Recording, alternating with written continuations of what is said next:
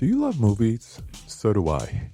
What's up, y'all? It's KB, and I love movies, inviting you to listen to The Conversation, a film podcast where passion meets perspective and opinion. From the old school to the new, I invite a guest on to discuss the movies that thrill us, challenge us, break our hearts, or even blow our minds. There's always new episodes dropping wherever you get your podcasts. So join the conversation. We don't just watch movies. We love talking about them too. The Conversation with KB Loves Movies, a part of Someone's Favorite Productions podcast network. Hey, this is Jason Kleberg from the Force 5 podcast, a show that forces a guest to come up with a movie-themed top 5 list topic, and then we reveal our picks on air. Top 5 heist films, top 5 tearjerkers, top 5 movie dogs. Every show you'll be asking yourself, what would be on my list? Guests include directors, screenwriters, actors, podcasters, musicians, authors, and even a professional wrestler. Subscribe to the Force 5 podcast, and you won't just be a listener, you'll be a list nerd. The Force 5 podcast, available wherever you're listening now.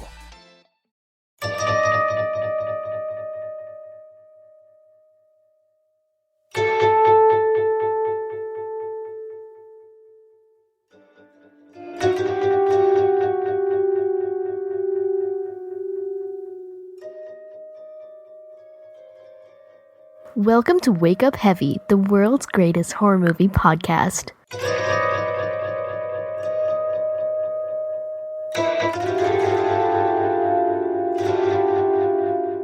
Hello, and welcome to Wake Up Heavy Recollections of Horror. This is Mark Begley, your host. And today on the Spotlight on Stephen King series, I will be discussing the Bachman books. Between 1977 and 1984, Stephen King published 5 novels under the pseudonym Richard Bachman. Though many fans and critics surmised that Bachman was in fact King, he would deny this when asked. The truth wasn't uncovered until Washington, D.C. bookstore clerk Steve Brown noticed similarities to King's writing and did some investigating.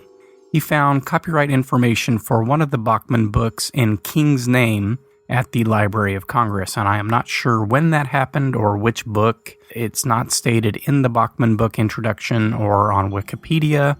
Probably, I'm assuming, around the time of Thinner. Brown went to King's publishers to ask what he should do with the information, and King himself called and told him he should write an article about it, and he offered up an interview to Brown.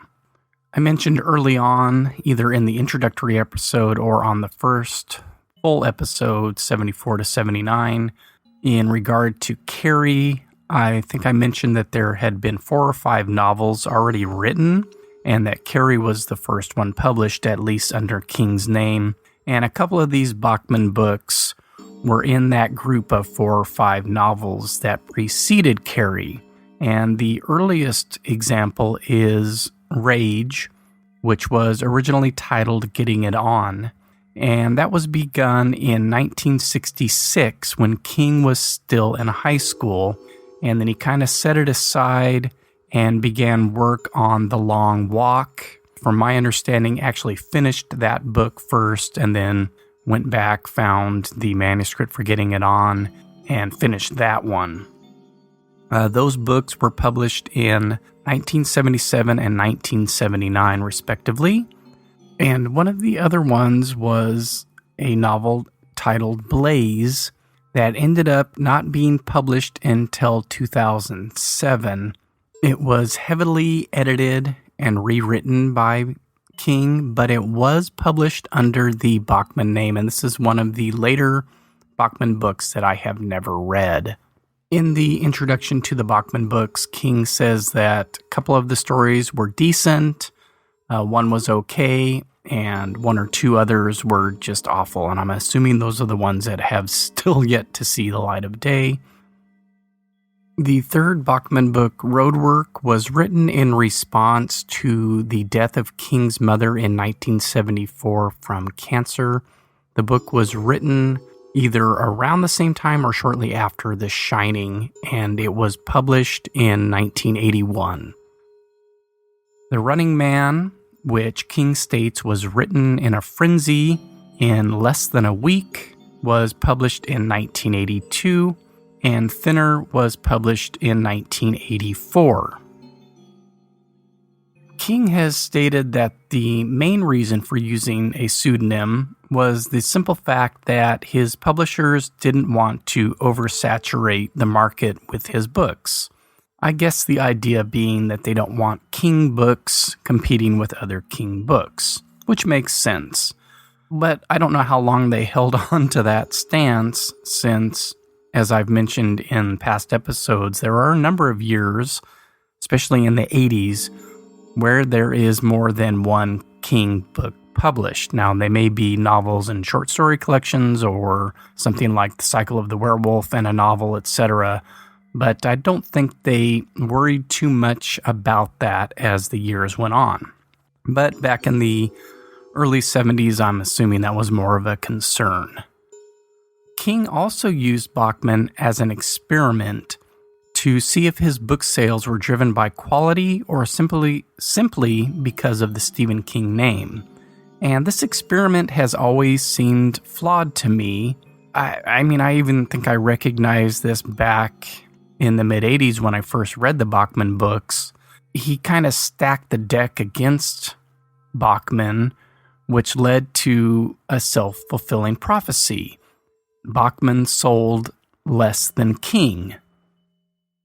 So King wanted these published without fanfare, without a lot of publicity, and whether the books got reviewed or not wasn't really up to him, but they were published as paperback originals. In other words, they had no hardcover edition and were the kind of books that ended up on racks in supermarkets and hardware stores and things like that. Obviously, they were in bookstores as well, but they just would have been out on the shelves, not in a standalone rack announcing the book. So this always made me think, well, how could they possibly have done as well as a Stephen King book with no publicity or fanfare? I guess the idea was to see how this worked over a number of years and whether Bachman could gain an audience on his own without that name recognition.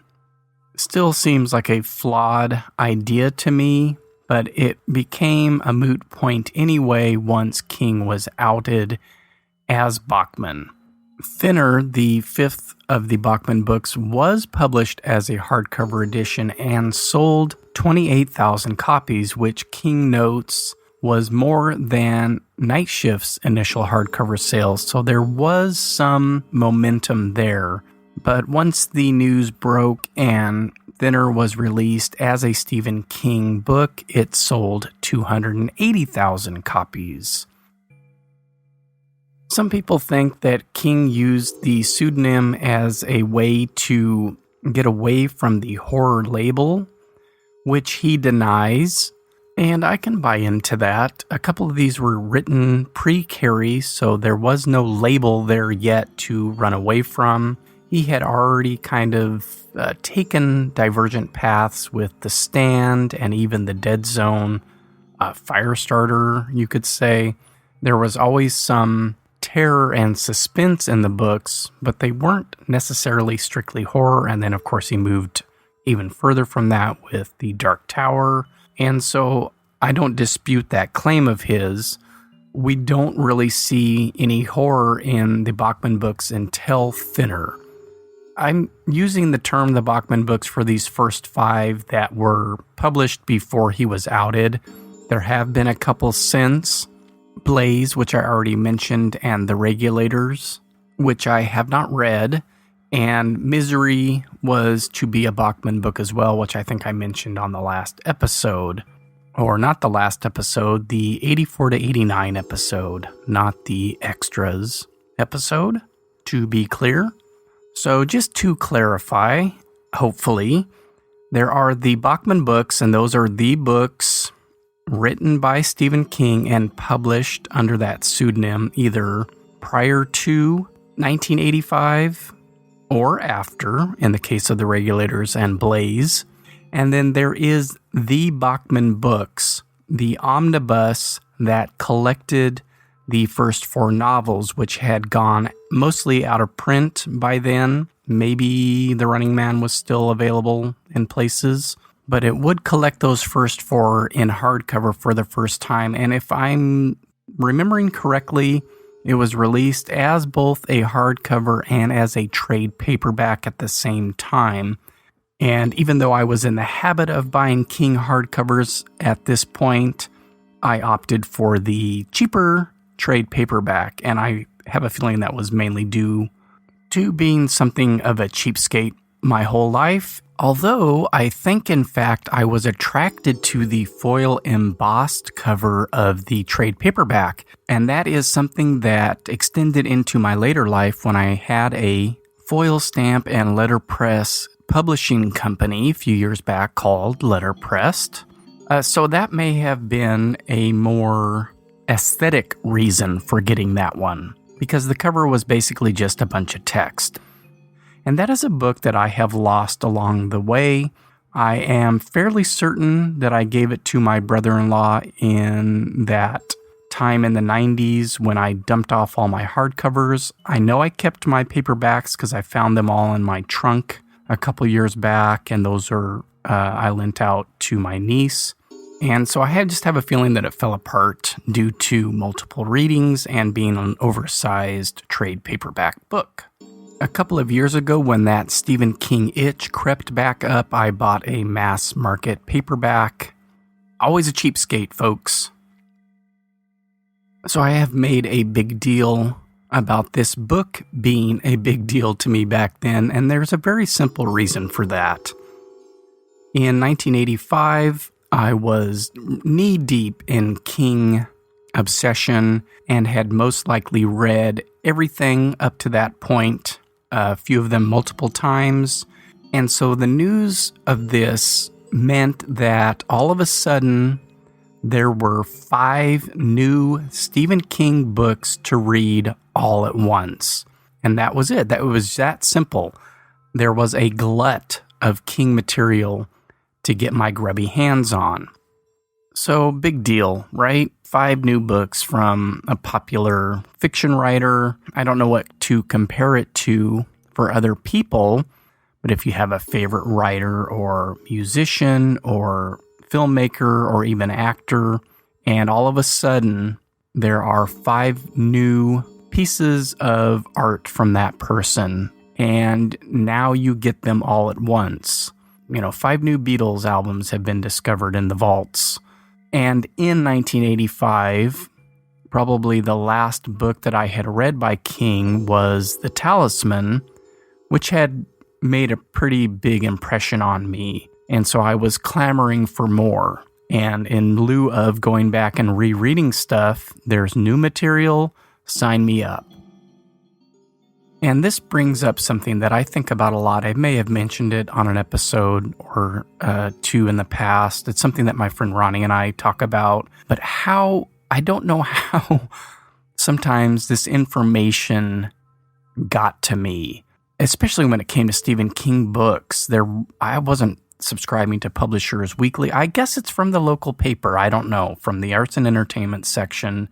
It could very well be that I walked into the bookstore in the mall, and I can't remember now if it was a Borders or if it was a Barnes & Noble, and I think there were both at different times, and maybe one replaced the other at some point. But anyway, whatever was in our mall, it could have just been walking in and seeing this striking black cover with the foil printing, the silver and bronze foil printing. Splashed across the cover was, 4 early novels by Stephen King in big letters, and thinking, holy shit, what is this? I don't know. I don't know how I found out about it. I don't know how I found out about a lot of stuff back then, pre-internet. That's kind of ruined everybody's brains.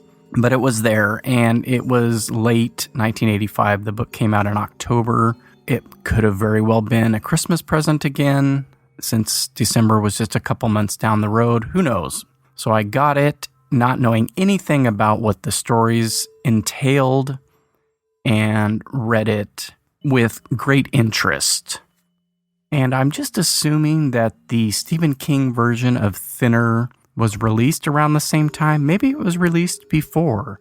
That's what broke the story. It was still in print, and they obviously changed the cover from Richard Bachman to Stephen King. Then maybe the Bachman books came out later. I don't know.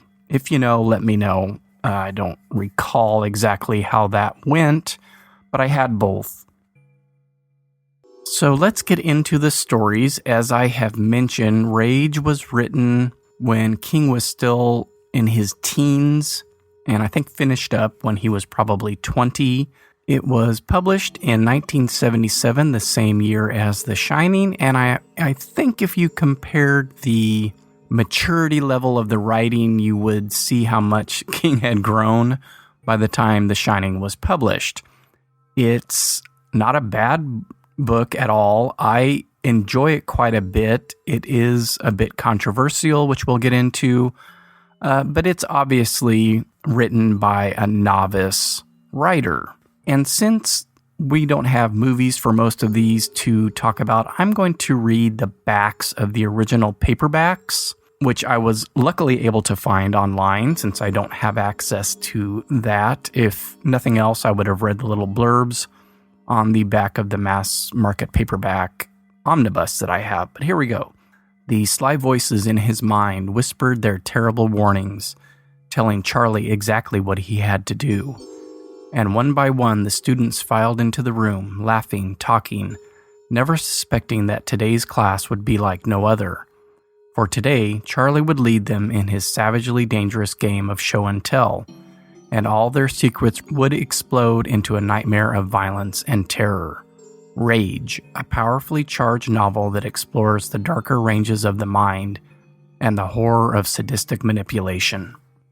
Just from that description, you kind of get an idea of what we're talking about here and why it would be controversial, especially in this day and age. And this brings something up that happened to me the other day. I woke up on Sunday morning and decided to make my wife and I some strong coffee in our Chemex, our Rosemary's Baby coffee maker, as I like to call it, or me and my friend Ronnie like to call it, and sat down to read some Danse Macabre, which is a book that I recently bought that I had not read when I was younger, that I am enjoying quite a bit. It is King talking about horror novels and movies and why we like to read it, why they get made, etc., etc. As I laid down to read, our dog Lola decided to climb up and get on my lap.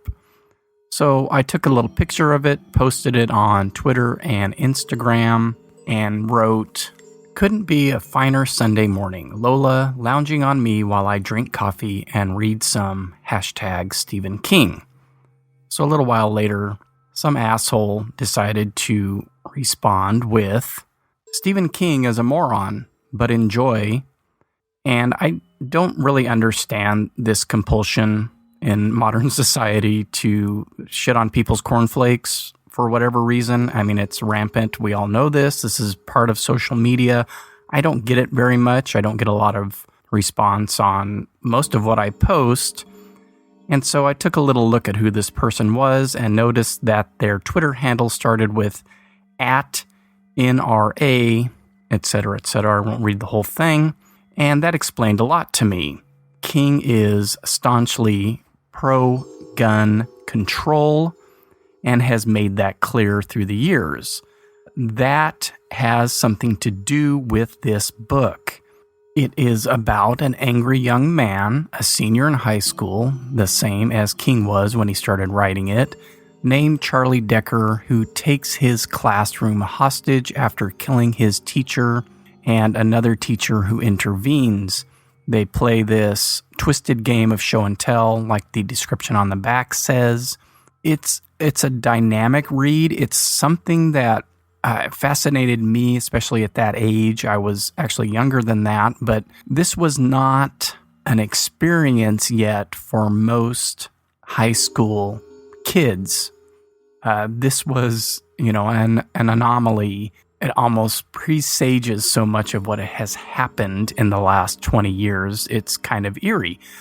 There have obviously always been angry young men who feel this way, but the expression of violence was probably handled in a different way. I'm not going to get into all that, but of course, as happens with these things over the years, there were instances of school violence that could be relayed back to his book, as in the people that perpetrated these things were fans of Rage, had copies of Rage, told their friends that they read Rage, things like that. And so King eventually let the book go out of print, which I fully understand. I also am a firm believer that this type of material doesn't create these people. They are drawn to this type of material because of the way they are. I can read the book and distance myself from those thoughts and ideas and from similar instances that have happened like it. But again, I fully support an artist's decision to pull their own work.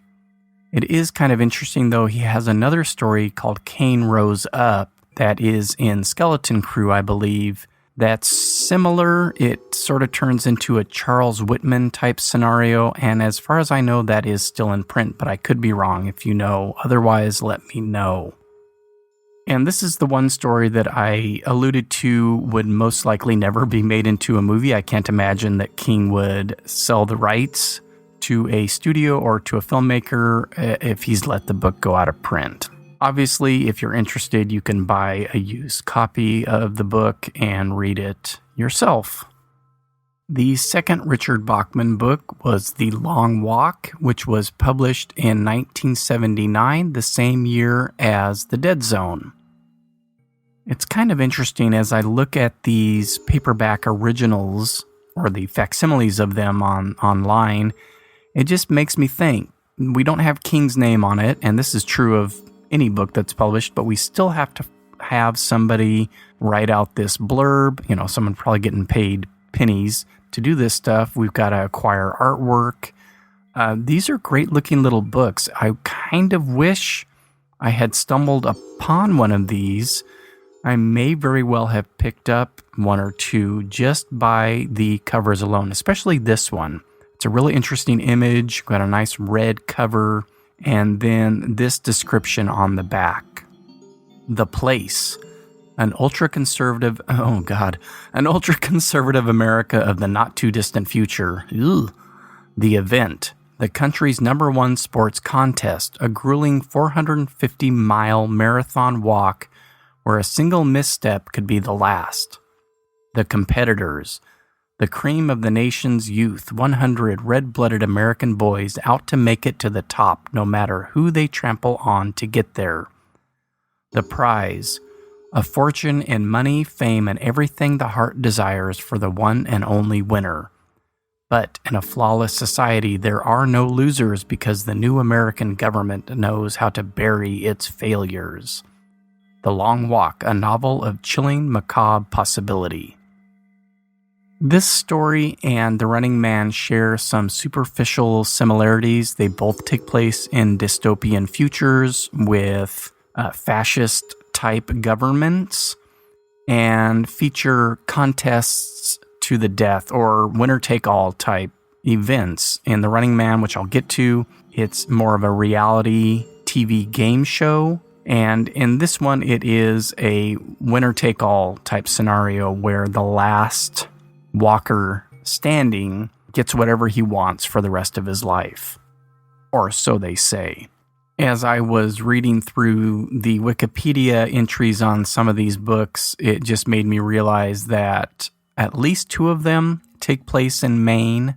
And there are a couple of instances where the dedications in the books were to people that had some relation to Stephen King. So again, it wouldn't take too much snooping to figure out or assume that this was a pseudonym of King's. And like I said, from the get-go, when they were first published, people were already asking him if he was Bachman. But he didn't disguise it maybe as well as he could have, I guess is my point. So The Long Walk is probably my favorite of the Bachman books, including not just of this omnibus, but including Thinner. I was probably around the age of the protagonist. I enjoy dystopian future tales, but to read the basic plot, you think, well, how could this be interesting? A bunch of teenagers walking for hundreds of miles, but it works really well they've got rules they have to follow. They have to keep a certain pace. They can't go off the road, obviously. If they get infractions, they can work them off. They get warnings. So many warnings means you're shot and killed. It's a very tense read from start to finish, and I'm really excited about the upcoming adaptation from Andre Overdahl, who did Troll Hunter, which, as far as found footage films, which are not my favorite, is pretty interesting, and The Autopsy of Jane Doe, which I've talked about a number of times and highly recommend, and Scary... That doesn't sound right. Scary Stories to Tell in the Dark, which I have not seen yet, but looks exceptionally creepy, especially for a PG-13 movie directed towards kids based on kids' books, which were past my time. I didn't read any of those. I remember seeing the covers. I think my mom had them in her class, or my brother-in-law. This should be very interesting, and I think it will actually work as a movie. This is one of the ones, I used to do this, like I've said. You read these and you think, well, how could they make this into a movie? It's just kids walking and walking and walking. But if anybody can do it, I fully believe that this guy can. And I just happened today to be searching for something to listen to at work and popped over to Postmortem from Mick Garris, who I've discussed on the show before. He does interviews with people in film, mostly horror. And I saw Andre Overdahl's name and I thought, oh, let's listen to that and see if they mention this movie at all. And he does, and I will link to that. And that is a very good podcast. And as much grief as I've given Mick Garris, it sort of encapsulates what I think about him as a promoter of horror. And he is a very genuinely interested interviewer when he talks to these people.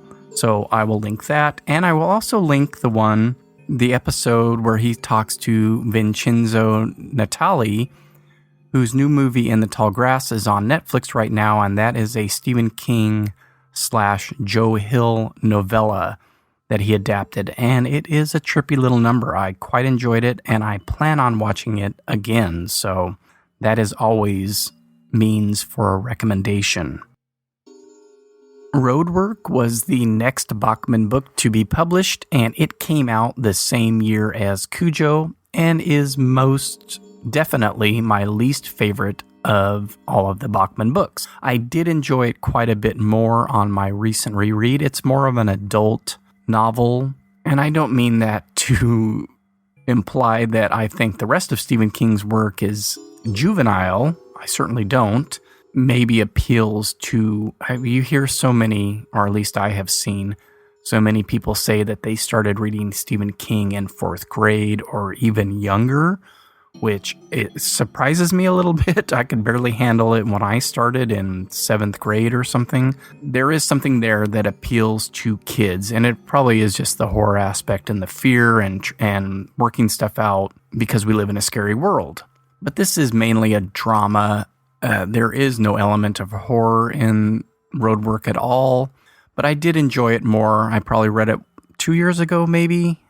So I was 48, and it made a much bigger impact. And actually, when I was reading Dr. Sleep, the beginning of Dr. Sleep reminded me of sections of Roadwork, and I think it had to do with the protagonists picking up women. I think in Roadwork, the protagonist picks up a hitchhiker. In Dr. Sleep, Danny picks up a woman at a bar, and now that I'm thinking about it, it just seems like they were really, really similar. But who knows, maybe I'm misremembering one or the other. Here is the back of the original mass market paperback for Roadwork. They targeted his life for demolition. That's how George Bart Dawes saw it when a conglomerate bought the company he worked for and made him feel like a number. When the government told him to move out of the home he had put a lifetime of living into to make way for a highway project when his wife left him because he wouldn't adjust to progress. It seemed to George that his whole world had been invaded by acquisitive demons who expected him to surrender to their will. Calmly, politely, step aside, no waves, please. But some very incorruptible voice in George's mind kept reassuring him that sooner or later the irresistible force of progress would come face to face with an immovable object. This is a fucking mouthful. The will of George Bart Dawes, the impact he suspected would be shattering. Roadwork. Man, who wrote this thing? Boy, there is quite a thread running through all of these books with this, either the government or a big corporation squashing down the little man. Very interesting. What was going on in King's life that he felt that way? And even though this isn't my favorite King story, or Bachman story for that matter, I will watch the movie when it comes out. And as I mentioned in one of the last couple of episodes, it is being produced by the director of it, Andy Muschietti, and his sister Barbara, and is to be directed by Pablo Trapero, who I have never heard of. But hey, if it looks good, I will check it out. The Running Man was published in 1982, the same year as the first entry in the Dark Tower series, as well as different seasons, and the same year that Creepshow came out. Hopefully the description on the back of this one isn't as much of a mouthful as the one for Roadwork. Here we go. It was the ultimate death game in a nightmare future America. Each night, all Americans, whether they live in the vast, polluted slums or the fortress-like enclaves of the rich, tune in to the nation's favorite TV game show, The Running Man. Each night, they see if the contestant has succeeded in evading death at the hands of the hunters as he tries to survive for 30 days and win the $1 billion jackpot. The record for survival is 8 days. But now, a new contestant, Ben Richards, has set out to beat the brutal odds, beat the rigged game, beat the entire savage system. He's betting his life that he can. This is the book that King says he wrote in less than a week, which always amazes me. Not that it's a mind-blowing piece of American literature, but it's readable, it's enjoyable. I think in King's case, he has no trouble with structure and grammar and things like that. Bad writing isn't a problem with King like it is, say, for Philip K. Dick or something. In one of the later editions of the Bachman books with a new introduction, King described writing The Running Man as a book written by a young man who was angry, energetic, and infatuated with the art and the craft of writing. And a lot of times, whether it's books or movies or albums, the things that are done quickly, kind of just spewed out like that, can be some of the most interesting. Now, The Running Man isn't on the top of my Bachman books list, but it's probably my third favorite overall, and it is very different than the Arnold Schwarzenegger-led film. So if that has put you off of reading it, I say ignore the movie. I think you can still pick up the Bachman books as individual novels these days, so check it out. Check your Barnes & Noble or Amazon and grab a copy.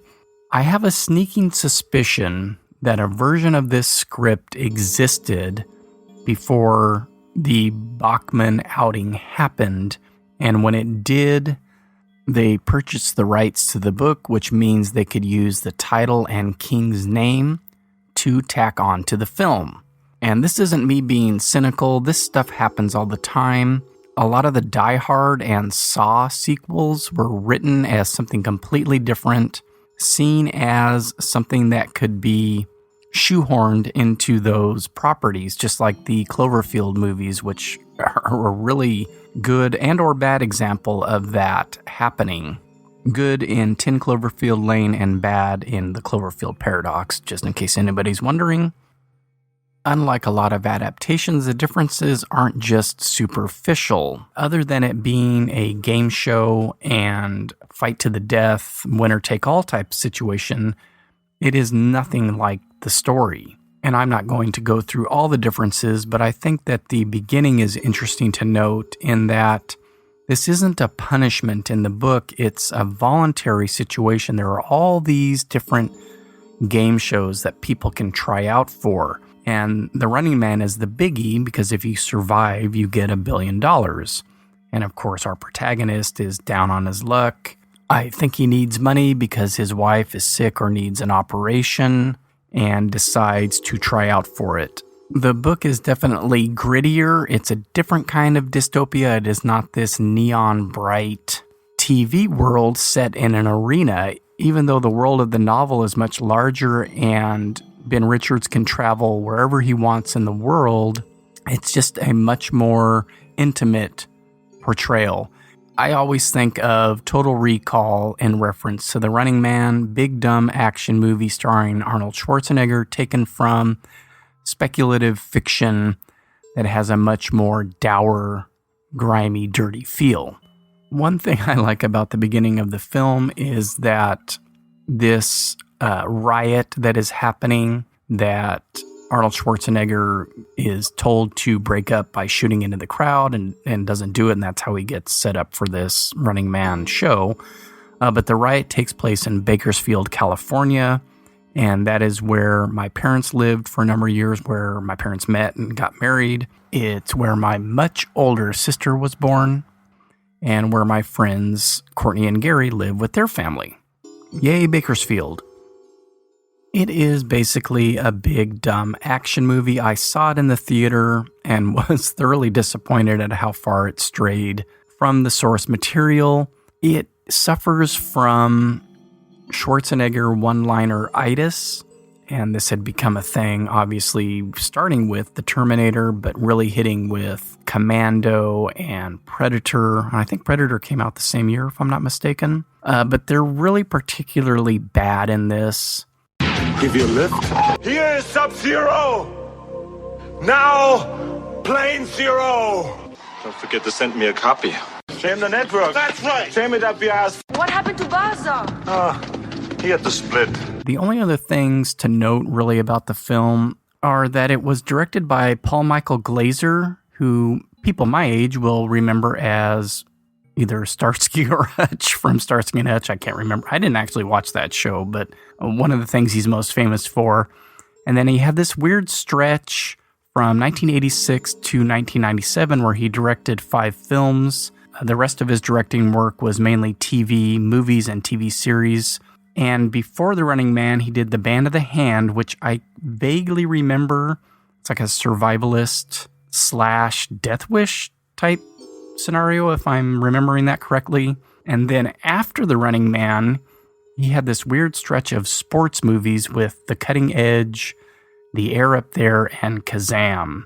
It looks like after that, he pretty much stuck strictly with TV, which was probably for the better. And as I mentioned in the Alone in the Dark episode, we have the last appearance of Erland Van Lith as Dynamo. R.I.P. Erland. I can pick anyone I choose. And I choose Ben Richards. That boy's one mean motherfucker. Thinner would be the last of the Bachman books published before King's pseudonym was outed. The hardcover edition was published on November 19th, 1984, 11 days after The Talisman was published on November 8th, 1984. So there you go. Oversaturate that market, man. I discovered a few interesting things while I was looking for the back cover of Thinner, which I shouldn't have to do because I have a copy of that, but it is one of the books that I did not take back from my niece because it was totally falling apart. I will get that and insert it here at some point, but it led me to Too Much Horror Fiction, which I've mentioned before on the podcast, to see if they had a scan of it. And I didn't find that, but it led me to an article on a website called Charnel House, which is all about Stephen King and his books. I don't know who the author is, but I will link that in the show notes. kind of added some more details that I was not sure about earlier in regards to the uncovering of the Bachman pseudonym. And I guess it was King himself that pushed for Thinner to be published in hardcover first because of some of the momentum built up by The Long Walk, which apparently had gone through 3 printings, which is pretty amazing for a book that was just dumped and not publicized or released with any kind of fanfare. And the reviews for Thinner were mostly positive, and some even noted that Thinner was what Stephen King would write if Stephen King could write. That was, I think, there's no citation listed, but I'm assuming that was a review of the book. And this is where Steve Brown started his investigation. He had an advance copy of the book and got a chapter or so in and thought, this is either Stephen King or the world's best imitator. And that led him to the Library of Congress, and he found King's name on the copyright for Rage. So that sort of answers some questions from earlier. All right, I acquired the back of my old copy of Thinner, so let me run through the description for that. Billy Halleck, good husband, loving father, is both beneficiary and victim of the American good life. He has an expensive home, a nice family, and a rewarding career as a lawyer. But he is also 50 pounds overweight and, as his doctor keeps reminding him, edging into heart attack country. Then, in a moment of carelessness, Billy sideswipes an old gypsy woman as she is crossing the street, and her ancient father passes a bizarre and terrible judgment on him. Thinner, the old gypsy man whispers, and caresses his cheek like a lover. Just one word. But 6 weeks later and 93 pounds lighter, Billy Halleck is more than worried. He's terrified, and desperate enough for one last gamble that will lead him to a nightmare showdown with the forces of evil melting his flesh away. And away, and away. Thinner. The movie itself is quite faithful to the book. Of the 2 movies that have been made from Bachman books so far, it is way closer to the source material than The Running Man. It's just not that great of a movie, and I don't think I saw this in the theater. It came out in 1996. That was a time when I didn't really go see a lot of horror movies in the theater. I know that I rented it fairly soon after it hit VHS, though, and wasn't all that impressed. Which is kind of unfortunate because the director, Tom Holland, is someone whose work I appreciate a great deal, and I talked about him on the Beast Within episode of Why Didn't I Rent This? That was the very first one, and I mentioned some of his credits then, and I know he's come up in other instances as well, but he is an actor, writer, director.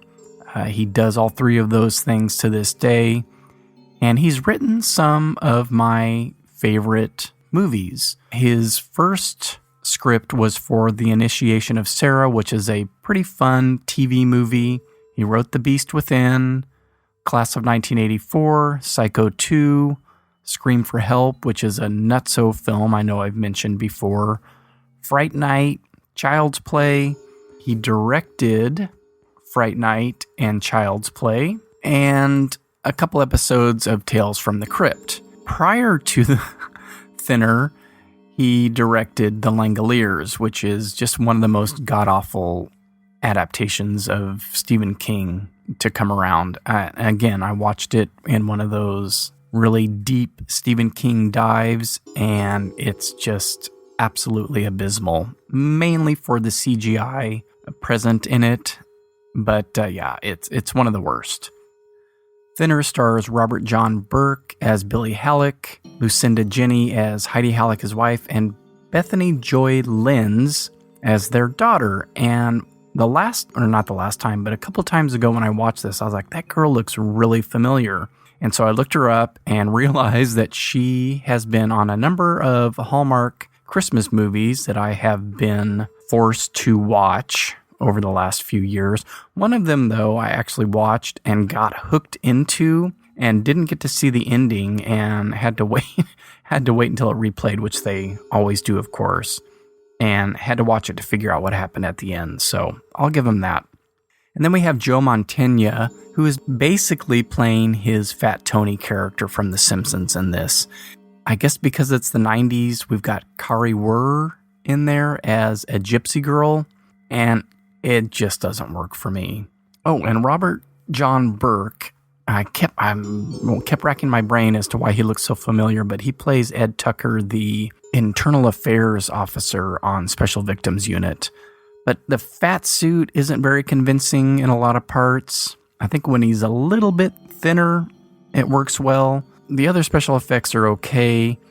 The last time I watched it, and I did watch it a couple weeks ago, knowing that I would be doing the Bachman books, I kept thinking about Sam Raimi's Drag Me to Hell, which I have to admit is not one of my favorite horror movies. That's a whole other topic. I won't get into that right now. They deal with the gypsies and the curse, and it just hit my brain as being very similar. It's just kind of flat and TV movie looking. I don't know. I would never dissuade anyone from watching any Stephen King adaptation, so check it out. It's not top tier. It's not lower level.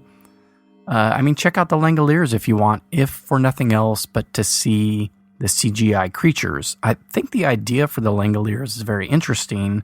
It just wasn't pulled off very well.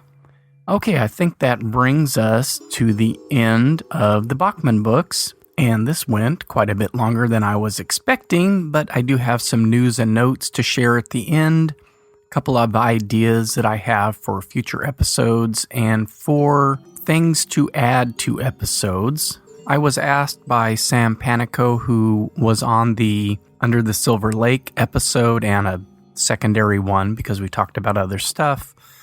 I was asked by him to submit a top 10 slashers list for his website, B&S About Movies.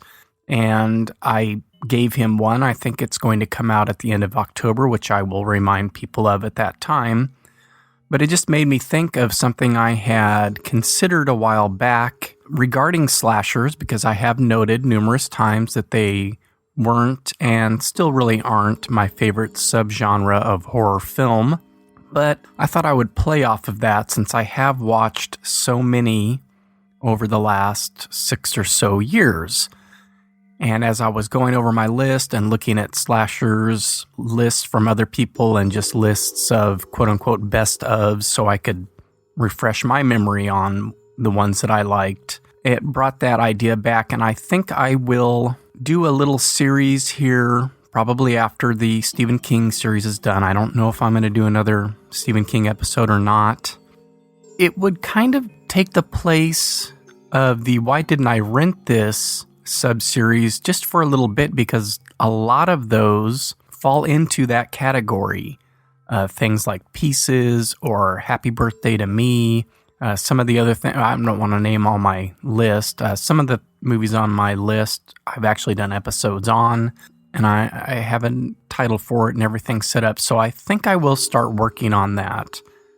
I think on shorter episodes, I will start including at the end a watch list that coincides with my Letterboxd profile, which I think I have linked either on SoundCloud or the blog or both.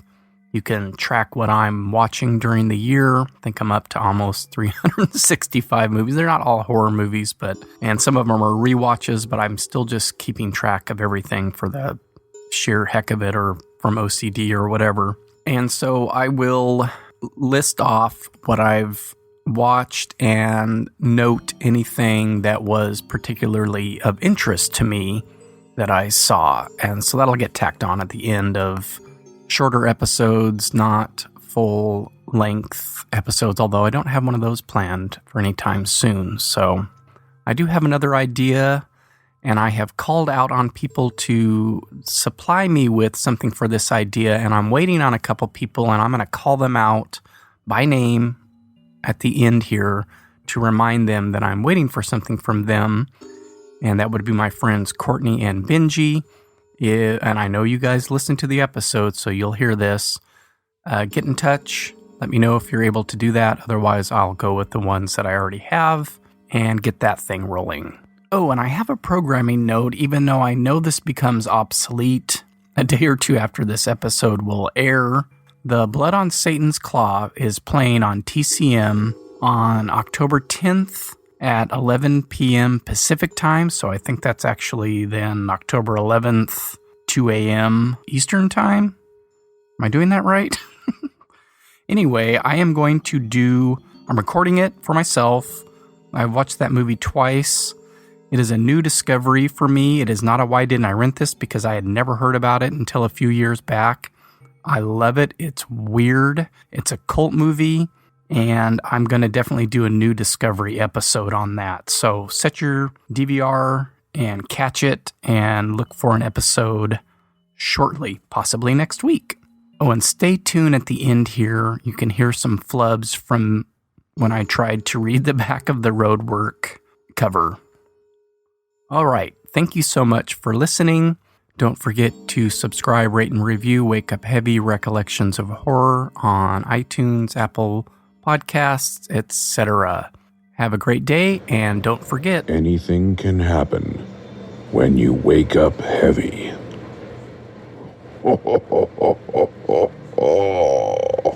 it seemed to George that his whole world had been invaded by It seemed to George